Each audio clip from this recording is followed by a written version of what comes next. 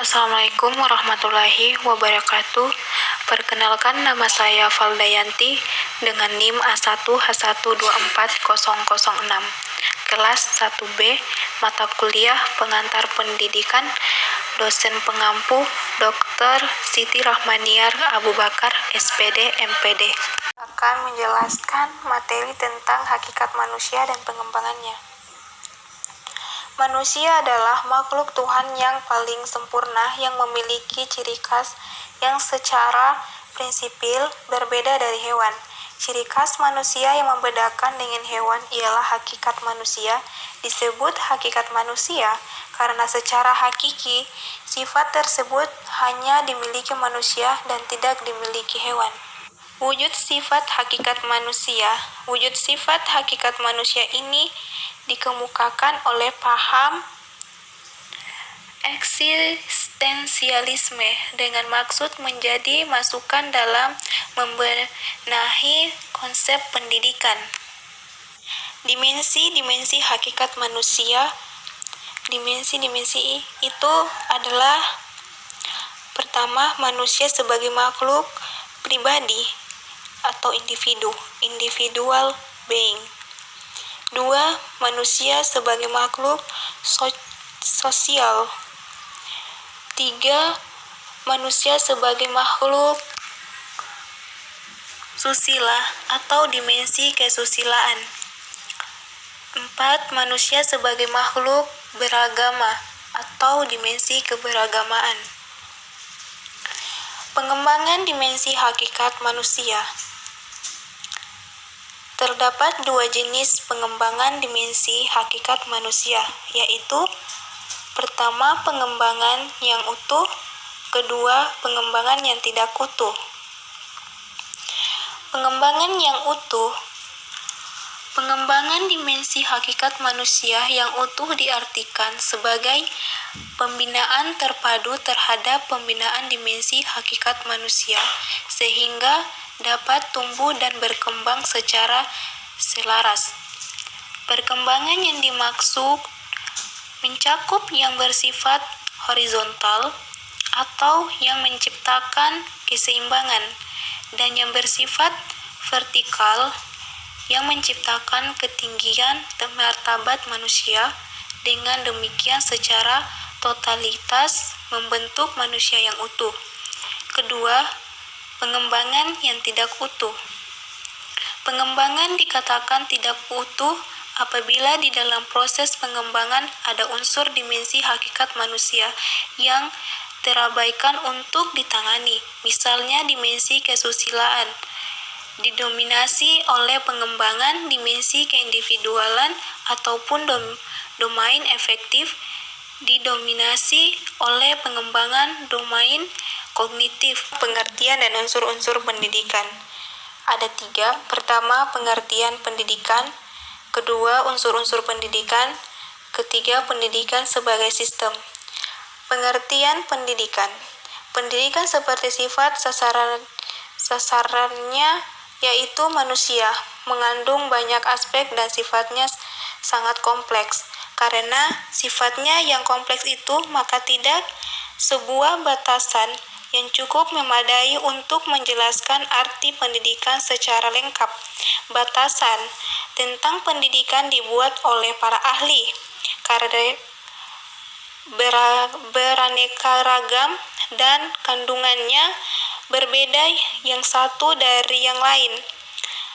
Perbedaan tersebut mungkin karena orientasinya, konsep dasar yang digunakan, aspek yang menjadi tekanan, atau karena falsafah yang melandasinya. Pendidikan sebagai proses transformasi budaya. Sebagai proses transformasi budaya, pendidikan diartikan sebagai kegiatan pewaris budaya dari satu generasi ke generasi yang lain, seperti bayi lahir sudah berada di dalam suatu lingkungan budaya tertentu. 3. Landasan dan asas-asas pendidikan serta penerapannya. Pembahasan tentang topik yang pertama yaitu pengertian landasan pendidikan. Macam-macam landasan pendidikan, pengertian asas-asas pendidikan, dan yang terakhir yaitu penerapan pendidikan. Pengertian yang pertama yaitu pengertian landasan pendidikan. Landasan pendidikan adalah tumpuan dasar konseptual yang digunakan dalam dunia pendidikan. Landasan ini diperlukan dalam melakukan analisis kritis terhadap kaidah-kaidah kebijakan dalam praktik pendidikan. Tanpa landasan praktik, pendidikan tidak akan jelas arahnya dan itu akan menimbulkan masalah serta kesenjangan pendidikan antar manusia. Ada beberapa macam landasan pendidikan menurut Safira Nurmaglita, yaitu landasan yang pertama, landasan filosofis. Landasan filosofis merupakan landasan yang berkaitan dengan makna atau hakikat pendidikan yang membahas tentang seperti apa itu pendidikan, mengapa pendidikan diperlukan, dan apa yang harus menjadi tujuan pendidikan. 2. Landasan sosiologis. Dalam landasan sosiologis, terlebih dahulu ditentukan apa yang dinamakan pendidikan dan peserta didik, serta siapa yang akan bertanggung jawab atas perilaku dan siapa yang memiliki peran penting dalam proses pengubahan. Pengembangannya yaitu landasan hukum.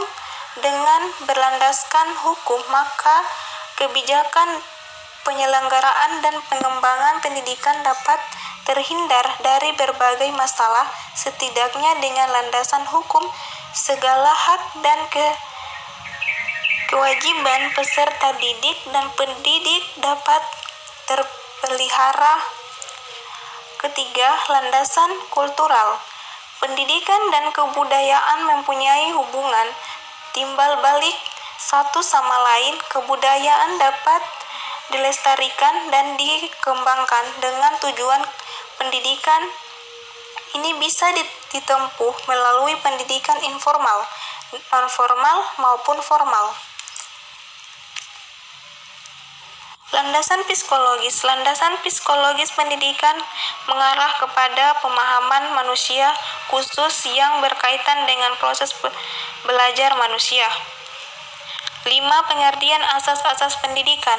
Asas pendidikan merupakan sesuatu kebenaran yang menjadi dasar atau tumpuan berpikir baik pada tahap perencanaan maupun pelaksanaan pendidikan. Bab 4. Perkiraan dan antisipasi terhadap masyarakat masa depan. Perkiraan masyarakat masa depan. Masyarakat Indonesia dan kebudayaan nasional merupakan landasan sistem pendidikan nasional. Landasan sosio-kultural merupakan salah satu dasar utama dalam menentukan arah program pendidikan sekolah maupun program pendidikan luar sekolah.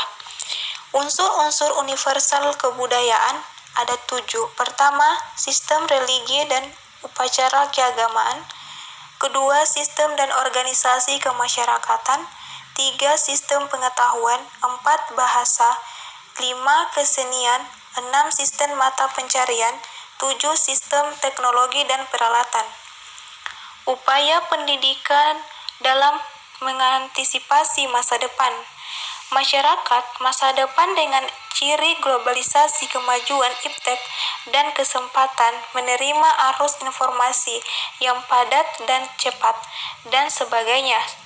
Tentulah memerlukan warga yang mau dan mampu menghadapi segala permasalahan serta siap menyesuaikan diri dengan situasi baru.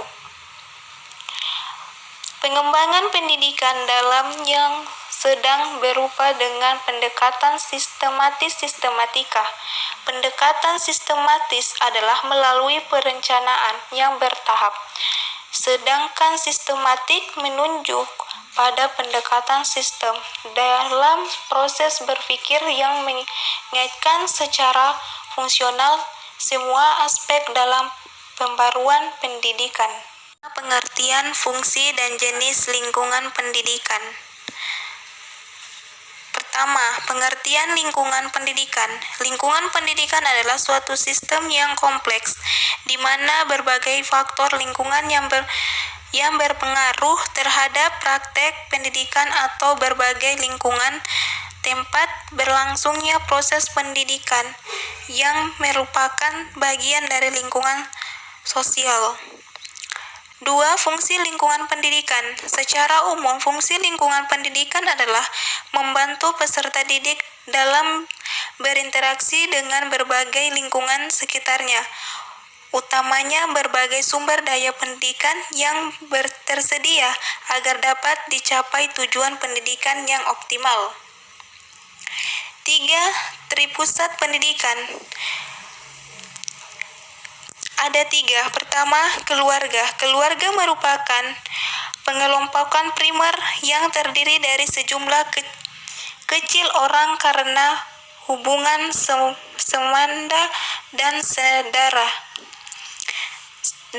Sekolah. Sekolah sebagai pusat pendidikan adalah sekolah yang mencerminkan masyarakat yang maju karena pemanfaatan secara optimal ilmu pengetahuan dan teknologi, tetapi tetap berpijak pada ciri keindonesiaan. 3. Masyarakat. Masyarakat sebagai penyelenggara pendidik, baik yang dilembagakan jalur sekolah dan jalur luar sekolah, maupun yang tidak dilembagakan, yaitu jalur luar sekolah. 4. Pengaruh timbal balik antar tripusat. Ada 3. Pembimbingan dalam upaya pemantapan pribadi yang berbudaya. 2. Pengajaran dalam upaya penguasaan pengetahuan. 3. Pelatihan dalam upaya pemahiran keterampilan. 6. Aliran-aliran pendidikan. Aliran-aliran pendidikan telah dimulai sejak awal hidup manusia karena setiap kelompok manusia selalu dihadapkan dengan generasi muda keturunannya yang memerlukan pendidikannya lebih dari orang tuanya. Aliran pendidikan ada 6. Pertama, aliran empirisme. Aliran empirisme adalah aliran yang mementingkan stimulasi eksternal dalam perkembangan manusia pada lingkungan, sedangkan pembawaannya dibawanya dari semenjak lahir tidak dipentingkan. 2. Aliran nativisme. Teori ini menentang teori sebelumnya dan bentuknya seorang filsuf Jerman ikutin How dikatakan bahwa anak-anak yang lahir ke dunia sudah memiliki pembawaannya akan berkembang menurut anak masing-masing. Keberhasilan pendidikan anak ditentukan oleh anak itu sendiri. 3. Aliran naturalisme. Teori ini dipengaruhi oleh seorang filsafat Prancis. Ia berpendapat bahwa setiap anak yang baru dilahirkan pada hakikatnya memiliki pembawaan baik. Pembawaan baik yang terdapat pada setiap anak itu akan berubah sebaliknya karena dipengaruhi oleh lingkungan keluarga, sekolah, masyarakat. Aliran konvergensi merupakan gabungan dari aliran-aliran di sebelumnya. 5. Aliran progresivisme. John Dewey berpendapat bahwa manusia mempunyai kemampuan yang wajar dan dapat menghadapi serta mengatasi masalah yang bersifat menekan atau yang bersifat mengancam dirinya. 6. Aliran konstruktivitas. Tokoh olahraga ini adalah legenda spesifik seorang etis kriminolog Italia. Ia mengatakan bahwa Tuhan adalah pencipta alam semesta dan manusia adalah tuan dari ciptaan. Bab 7. Permasalahan pendidikan. A. Permasalahan pokok pendidikan dan penanggulannya. Sistem pendidikan menjadi bagian yang tak terpisahkan dari kehidupan sosial budaya dan masyarakat sebagai subrasistem. Pembangunan sistem pendidikan tidak mempunyai arti apa-apa jika tidak sinkron sebagai sistem dengan sistem sosial budaya sebagai suprasistem tersebut, di mana sistem pendidikan menjadi bagiannya menciptakan kondisi sedemikian rupa sehingga permasalahan inter sistem pendidikan itu menjadi sangat kompleks. B. Jenis permasalahan pokok pendidikan. Masalah yang dimaksud yaitu masalah pemerataan pendidikan. Dalam melaksanakan fungsinya sebagai wahana untuk memajukan bangsa dan kebudayaan nasional, pendidikan nasional diharapkan dapat menyediakan kesempatan yang seluas-luasnya bagi seluruh warga negara Indonesia untuk memperoleh pendidikan. 2. Masalah mutu pendidikan. Masalah mutu pendidikan juga mencakup masalah pemerataan mutu. Di dalam Tab MPR RI 1988 tentang GBHN dinyatakan bahwa titik berat pembangunan pendidikan diletakkan pada